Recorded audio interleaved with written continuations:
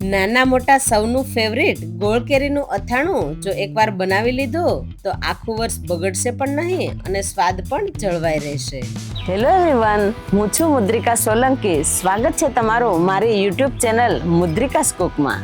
તો ચાલો ગોળ કેરીનું અથાણું બનાવવાનું શરૂ કરીએ. તો તેના માટે મેં 1 કિલો કેરીને મીઠું અને હળદર નાખી અને 5 થી 6 કલાક માટે આ રીતે રાખેલી હતી. તો એમાંથી ખાટું પાણી થઈ ગયું છે. તો હવે એમાંથી ખાટું પાણી કાઢી અને કેરીને સૂકવી દેવાની છે. તો અહીંયા કેરીને આપણે 5 થી 6 કલાક માટે રાખી અને પછી 5 થી 6 કલાક માટે પંખા નીચે સૂકવી દઈશું. અહીંયા તડકામાં નથી સૂકવવાની, પંખા નીચે સૂકવી દઈશું. તો અહીંયા 6 કલાક જેવું થઈ ગયું છે અને કેરી સુકાઈ ગઈ છે. કેરીની અંદર પાણીનો ભાગ ન રહે એનું ખાસ ધ્યાન રાખવાનું છે, નહીં તો અથાણું છે એ બગડી જશે. એટલે દબાવીને જોઈ લેવાનું, જો પાણી નીકળતું હોય તો વધારે સુકાવા દેવાની છે. હવે મેં અહીંયા 700 ગ્રામ ગોળ લીધો છે. ગોળને ખમણી લેવાનો છે. તો અહીંયા ખમણીની મદદથી આ રીતે ગોળને ખમણી લઈશું, એટલે ગોળ છે આસાનીથી અથાણા સાથે મિક્સ થઈ જાય. હવે બોળો બનાવવા માટે મેં અહીંયા 200 ગ્રામ મેથીના કુરિયા લીધા છે, 100 ગ્રામ રાઈના કુરિયા અને 70 ગ્રામ ધાણાના કુરિયા લીધા છે. અહીંયા તમારે અથાણામાં જે પ્રમાણે બોળો બનાવવો હોય એ પ્રમાણે તમે કુરિયા ઉમેરી શકો.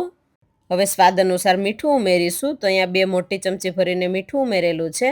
હવે 1 ચમચી હળદર.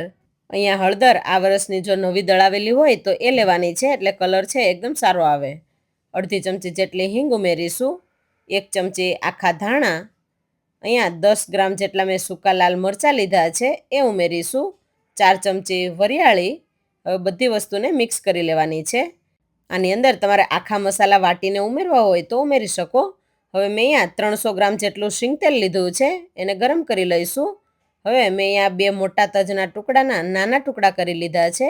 2 ચમચી જેટલા મરી અને 1 ચમચી લવિંગ લીધા છે, એ ગરમ તેલની અંદર ઉમેરી દઈશું. હવે તૈયાર કરેલો બોળો પણ ઉમેરી દઈશું અને મિક્સ કરી અને તરત જ ઢાંકી દેવાનું છે, એટલે એકદમ સરસ વઘારની સુગંધ છે એમાં બેસી જાય. 5 થી 7 મિનિટ જેવું થઈ ગયું છે અને વઘાર એકદમ સરસ બેસી ગયો છે અને સુગંધ પણ આવે છે. હવે વઘારને મિક્સ કરી લઈશું અને ઠંડુ પડવા દઈશું. ઠંડુ પડે પછી એની અંદર ગોળ અને લાલ મરચું ઉમેરીશું. તો એકદમ ઠંડુ પડવા દેવાનું છે. તો ઠંડુ પાડવા માટે એક મોટા વાસણની અંદર કાઢી લઈશું. જો અથાણું કાળું પડી જતું હોય અથવા તો બગડી જતું હોય તો તમે આ ટિપ્સ ચોક્કસથી ફોલો કરજો, એટલે તમારું અથાણું 12 માસ તાજું રહેશે. 5 ચમચી કશ્મીરી લાલ મરચું ઉમેરી દઈશું. હવે મેં આ ગોળ ખમણીને લીધો છે એ પણ ઉમેરી દઈશું. અહીંયા મેં બોળો વધારે બનાવેલો છે એટલે 700 ગ્રામ ગોળ ઉમેરેલો છે, પણ જો તમારે 600 ગ્રામ ગોળ ઉમેરવો હોય તો તમે ઉમેરી શકો. હવે બધી વસ્તુને બરાબર મિક્સ કરી લેવાની છે. ગોળ મસાલા સાથે બરાબર મિક્સ થઈ જાય પછી આપણે કેરીના જે ટુકડા સૂકવીને રાખેલા છે એ ઉમેરી દઈશું અને મસાલા સાથે મિક્સ કરી લેવાના છે. તો અહીંયા બોળાનો વઘાર કર્યા પછી એકદમ ઠંડુ પડે પછી જ આપણે લાલ મરચું અને ગોળ ઉમેરવાનો છે, જેનાથી અથાણું 12 માસ લાલ ચટક અને તાજું રહેશે.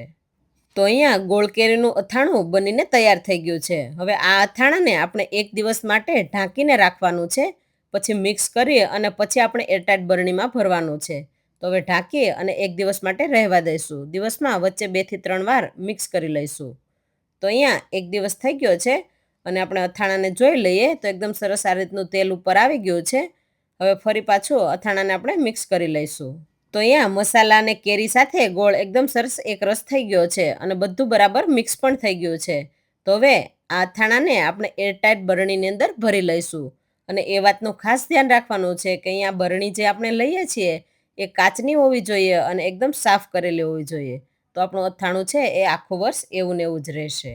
અને જો તમે અથાણું પહેલી વાર બનાવતા હોય તો આ દરેક ટિપ્સને ફોલો કરજો, એટલે તમારું અથાણું એકદમ ટેસ્ટી બનશે. અથાણું આખું વર્ષ બગડે નહીં એ માટે આ વાતનું ખાસ ધ્યાન રાખવાનું છે કે કેરીને પંખા નીચે સૂકવી અને ભેજ ન રહે એ રીતે કોરી કરી લેવાની છે. બીજી એ વાત કે બોળાને એકદમ ઠંડો પડવા દેવાનો છે અને પછી લાલ મરચું અને ગોળ ઉમેરવાનો છે, જેનાથી અથાણું કાળું નહીં પડે. ત્રીજી વાત કે અથાણું ભરવા માટેની બરણી કાચની રાખીશું, જેને એકદમ કોરી કરી અને પછી ઉપયોગમાં લેવાની છે. તમને અમારી આ રેસીપી પસંદ આવી હોય તો વિડીયોને લાઈક કરજો, શેર કરજો અને અમારી ચેનલને સબસ્ક્રાઇબ કરવાનું ના ભૂલતા. Thank you.